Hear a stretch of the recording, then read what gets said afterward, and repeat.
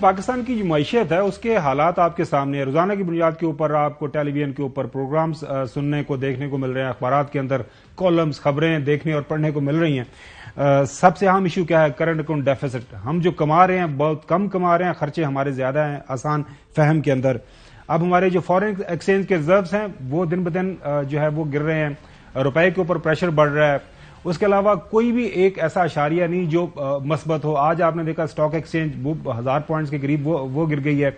Over the weekend साबिक finance minister Miftah Ismail साहब ने जो मौजूदा हुकूमत के साथ आए, उन्होंने एक कॉलम लिखा। उस कॉलम के अंदर उन्होंने तमाम ये जो अशारियां ये बताए कि किस तरह माजी के अंदर इसहाक डार साहब ने डॉलर को मसनूई तौर पर जो है कम कीमत पे रखा और कितना नुकसान हुआ, और मौजूदा दौर में अब जब से इसहाक डार साहब आए हैं वो पाकिस्तान की इकोनॉमी के साथ क्या खिलवाड़ कर रहे हैं। शब्बर जैदी साहब को हमने दावत दी है, पाकिस्तान तहरीक इंसाफ की हुकूमत का कुछ अरसा हिस्सा रहे, रेवेन्यू के ऊपर उन्होंने एडवाइज किया था साबिक प्राइम मिनिस्टर इमरान खान साहब को। शब्बर जैदी साहब, आम फहम में अवाम को बताएं कि पाकिस्तान की जो मईशत है आज इस वक्त किस जगह के ऊपर खड़ी है। देखिए खावर साहब, शुक्रिया आपने मुझे मौका दिया। पाकिस्तान की मईशत की हालात का मैं आपको ये अंदाजा आपको बता सकता हूँ कि मेरी इंफॉर्मेशन ये है कि आज बैंकों ने को कहा गया है कि आप पाकिस्तान में कोई इंपोर्ट की एलसी नहीं खोलें क्योंकि हमारे पास डॉलर नहीं है। इससे बदतर चीज कोई नहीं हो सकती। आपने इनडायरेक्टली या इफेक्टिवली अपना डिफॉल्ट जाहिर कर दिया है कि आपने बैंकों को मना कर दिया है कि वो आप अपनी एलसीआं नहीं खोलें। अगर एलसी उस वक्त खुलेगी जब आप अपना फॉरेन एक्सचेंज खुद अरेंज करेंगे। तो अगर आप किसी मुल्क में ये कह रहे हैं कि आपको इंपोर्ट करने के लिए एलसी नहीं खुलेगी तो ये बड़ी खतरनाक बात है। और मेरी इंफॉर्मेशन ये बता रही है कि कम से कम 2 बिलियन और ज्यादा से ज्यादा 4 बिलियन की एलसीआं पेंडिंग पड़ी हैं जो खाम माल और मशीनरी इंपोर्ट होकर आना है, वो नहीं लाया जा रहा क्योंकि पाकिस्तान के पास उसको देने के लिए डॉलर नहीं है। तो ये इसका पाकिस्तान की हालत है। जो बाजार में इस वक्त जो मार्केट में हवाले में डॉलर है वो उसका रेट 265 है, और जो ये लोग कह रहे हैं कि डॉलर का रेट 225 या 200 जो भी 26 है। तो 30 रुपए का डिफरेंस जब होता है हवाले में और मार्केट में तो सारा पैसा रेमिटेंस हवाले में निकल जाता है। तो अगर मुझे तो ये समझ नहीं आ रही, मैं अभी थोड़ी देर पहले किसी जगह बैठा हुआ था बिजनेस कम्युनिटी की मीटिंग में, कि गवर्नमेंट सो रही है या ये जान के कर रहे हैं, ये क्यों कर रहे हैं, इनको क्या समझाया गया है। और आखिरी बात यह है कि आईएमएफ ने कह दिया है कि हम आपसे मुज़ाकरात नहीं करेंगे अगर आपने अपना टैक्स कलेक्शन नहीं बढ़ाया। जी तो जैनी साहब, मैं उसी चीज पे आ रहा था। पहले बताया गया कि 26 अक्टूबर को बात होगी आईएमएफ के साथ, फिर 3 नवंबर, फिर 11 नवंबर, फिर 15 नवंबर, फिर 21 नवंबर, अब ये 29 नवंबर कल की बात थी, वो भी हमें बताया जा रहा है कि अब वो टॉक्स नहीं हो रही। तो आईएमएफ क्या डिमांड कर रहा है मौजूदा हुकूमत से? आईएमएफ ये कह रहा है कि आपने हमारा टारगेट जो टैक्स कलेक्शन का पूरा नहीं किया है, तो अगर आप टैक्स कलेक्शन का टारगेट पूरा नहीं करेंगे तो हम आपसे गुफ्तगू नहीं करेंगे। अब टैक्स कलेक्शन का टारगेट इसलिए पूरा नहीं हो रहा कि इम्पोर्ट कम हो रही है। इम्पोर्ट कम हो रही है तो कलेक्शन कम हो रही है। तो पाकिस्तान एक भंवर में फंस चुका है।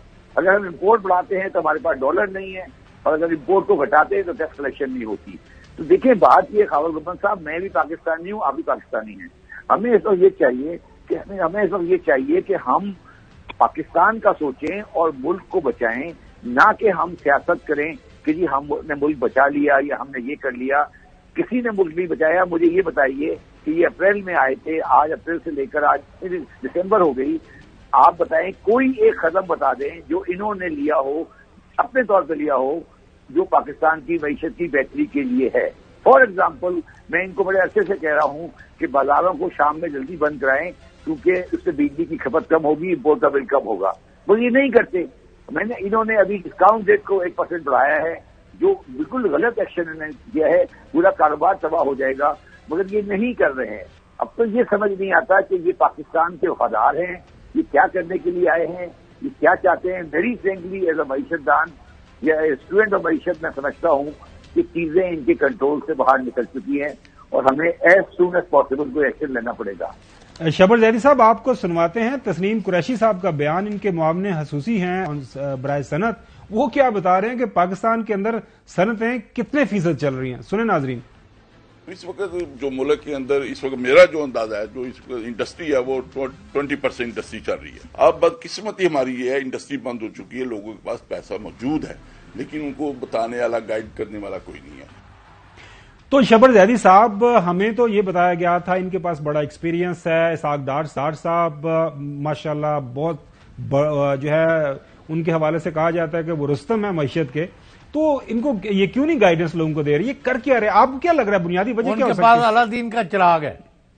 دیکھیے بنیادی بات یہ ہے، اس بات کو اچھے سے سمجھیں. دیکھیے اسحاق ڈار صاحب جو ہیں وہ ایکچولی امپورٹر کے اور نان ڈاکومنٹیشن کے بادشاہ ہیں. وہ چاہتے ہیں کہ پاکستان میں امپورٹ بڑھے اور امپورٹ بیسڈ اکنامی سے کنزیومرزم بڑھا کے پاکستان کو چلائیں. انہوں نے جو مفتاح اسماعیل نے لکھا ہے بالکل صحیح لکھا ہے کہ 2013 سے 2018 تک ڈار صاحب نے جو ڈالر مینیج کیا اور امپورٹ کو بڑھایا، اس میں میرے حساب سے انہوں نے 66 ارب ڈالر مارکیٹ میں پھینکے ہیں، جس کی وجہ سے پاکستان آج ڈیفالٹ کی طرف جا رہا ہے. اگر 2013 سے 2018 کا کوئی انویسٹیگیشن ہو کہ پاکستان کی معیشت آج تباہ کیوں ہے، تو اس کی بنیادی وجہ 2013 سے 2018 کی گورنمنٹ ہے. اور جب عمران خان صاحب آئے تھے اس وقت ہمارا خسارہ بجٹ کا 20 بلین ڈالر تھا، جو آج بھی نہیں ہے. اتنے بڑے حالات میں 20 بلین ڈالر نہیں ہے. تو پھر یہ آپ لوگوں کا خیال ہے کہ اسحاق ڈار صاحب کے پاس کوئی راکٹ سائنس ہے؟